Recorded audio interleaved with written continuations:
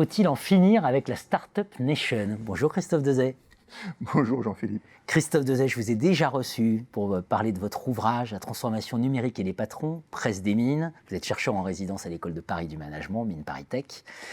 Est-ce qu'il faut en finir avec la Startup Nation? Rentrons dans le vif du sujet. Alors, les startups, c'est vraiment quelque chose qui a été très utile. On disait la France un petit peu endormie. C'était sans doute un peu exagéré, mais c'était aussi un peu vrai quand même. Et donc, incontestablement, il y a quelque chose qui s'est passé. Moi, j'étais à Las Vegas en 2015 avec le jeune ministre de l'économie qui arrivait, etc. Il y avait un souffle de nouveauté qui était absolument perceptible. Ça a réveillé tout le monde. Je vous rappelle que donc janvier 2015, donc en décembre, Maurice Lévy avait dit attention, l'ubérisation guette tout le monde. Donc ça c'était il y a 5 ans. Aujourd'hui, il y a une chose qui est sûre, c'est que la Startup Nation, c'est peut-être très bien. On a 5 licornes, parce que ce qui compte, c'est pas les startups, c'est les licornes. Et pour être très clair, c'est même plutôt les décacornes, et on n'en a aucune. Bon. Donc c'est bien de mettre tous les œufs dans un seul panier, mais c'est stratégiquement pas forcément idéal. Il faudrait quand même essayer de voir ce qu'on a comme autre force. Et l'autre force évidente de la France, qui est connue depuis très longtemps, c'est ces grandes entreprises. Alors jusqu'à présent, ça ne bougeait pas beaucoup du côté des grandes entreprises, peut-être, mais depuis plusieurs années, ça se bouge énormément. Alors peut-être pas toutes, mais certaines d'entre elles font des choses absolument admirables en termes d'innovation et n'ont absolument pas à rougir de ce qui se passe dans les startups, sur lequel en général, ce qui se passe dans les startups, c'est quand même l'innovation qui est la plus rapide. Dans les startups, si le projet dans les 9 mois, il n'est pas intéressant, on le tue. Pour un grand groupe, ça n'a strictement aucun sens. Donc c'est vraiment quelque chose qu'il faut voir. C'est qu'à l'école de Paris, on a beaucoup d'observations.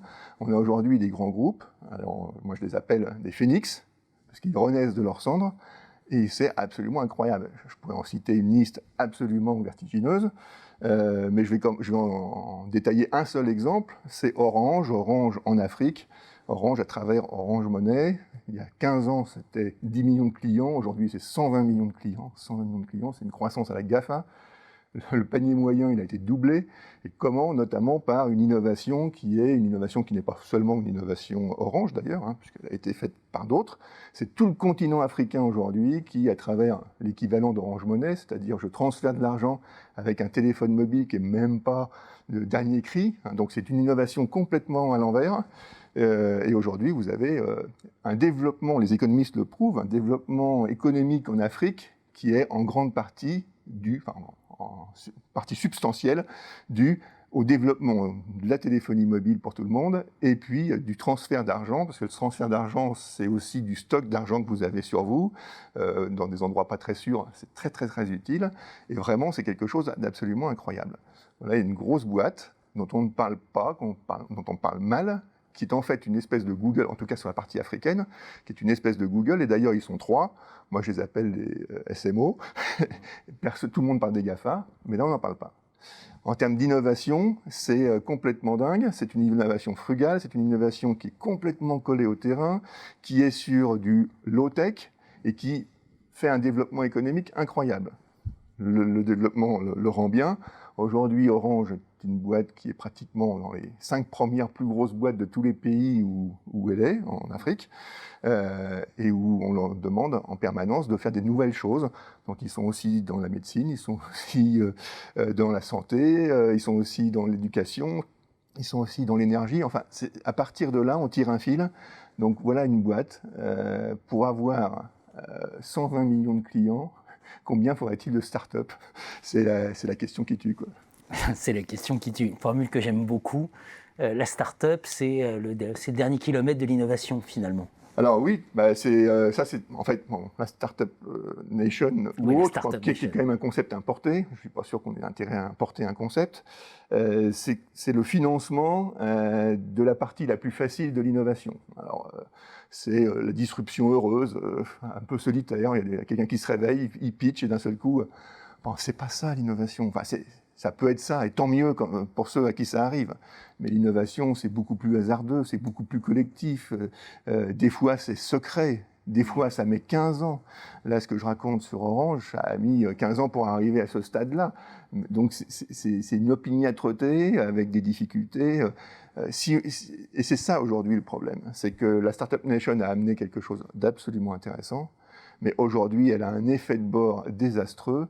C'est que pour les jeunes, c'est ou la start-up ou l'ennui. Pour les consommateurs, c'est où vous avez des produits super cool, où vous avez le respect de votre vie privée, enfin, d'un choix. Et puis pour les marchés financiers, c'est soit des valorisations stratosphériques, soit des dividendes. D'ailleurs, au passage, on remarquera que quand vous mettez de l'argent dans une boîte, une grosse boîte du CAC 40, vous êtes un capitaliste, un actionnaire, je ne rajouterai pas de qualificatif. Quand vous mettez de l'argent dans une start-up, vous êtes un investisseur. À travers les mots, on voit bien qu'il y a des effets de bord qui sont absolument désastreux. Aujourd'hui, il y a quelque chose qui serait urgent de faire, c'est de séparer les grosses boîtes qui ne se bougent pas, il y en a encore ou mal, et de celles qui se bougent énormément, que j'appelle les phénix, et qui effectivement ont besoin, elles aussi, elles n'ont pas besoin d'argent, elles n'ont pas besoin de finances pour se transformer, mais elles ont besoin un petit peu de leur part de lumière. Si les jeunes pensent qu'il n'y a que dans les startups qu'on peut s'amuser, c'est faux. Ensuite, dans les startups, des fois, c'est pas très drôle là, comme première expérience. Donc vraiment, c'est, on va dire, un petit peu...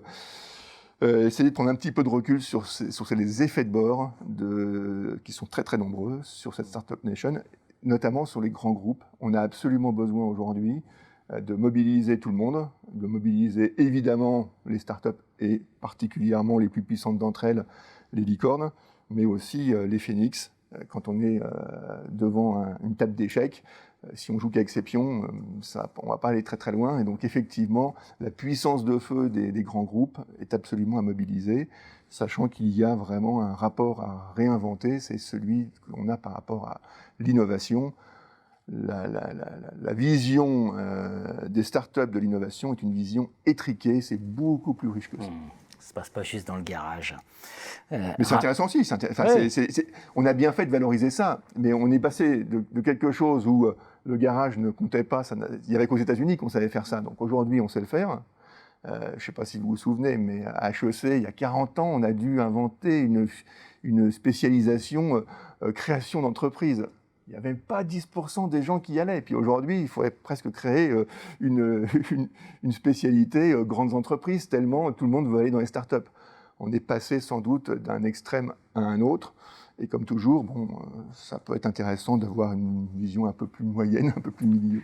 Bien sûr. Et rappelons que le père du concept de destruction créatrice, Schumpeter, l'innovation pour se développer a besoin d'oligopoles et d'oligopoles stables, donc de gaspillage aussi. De gaspillage, de protection de certaines marges. Quand on investit sur quelque chose de très risqué, il faut avoir une vache à lait pour pouvoir investir, pour pouvoir se tromper. Quand on a tout renié de partout, forcément, on n'investit plus sur des choses risquées. Donc on revient sur le dernier kilomètre de l'innovation. Mais comment est-ce qu'on fait pour inventer des choses qui vont structurer tout le reste ? Et là, on s'aperçoit que ça s'est beaucoup déplacé à l'Est.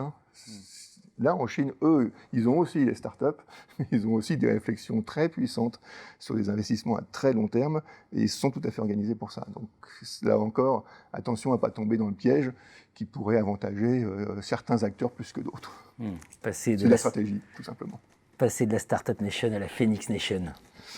Ou à l'Innov Nation, parce en tout cas rééquilibré. Au-delà du Phoenix, c'est même plus que ça, c'est une vision de l'innovation dans toute sa richesse et pas seulement réduite à la disruption sur laquelle il y aurait tellement à dire par ailleurs. Merci Christophe Dezay. Merci Jean-Philippe.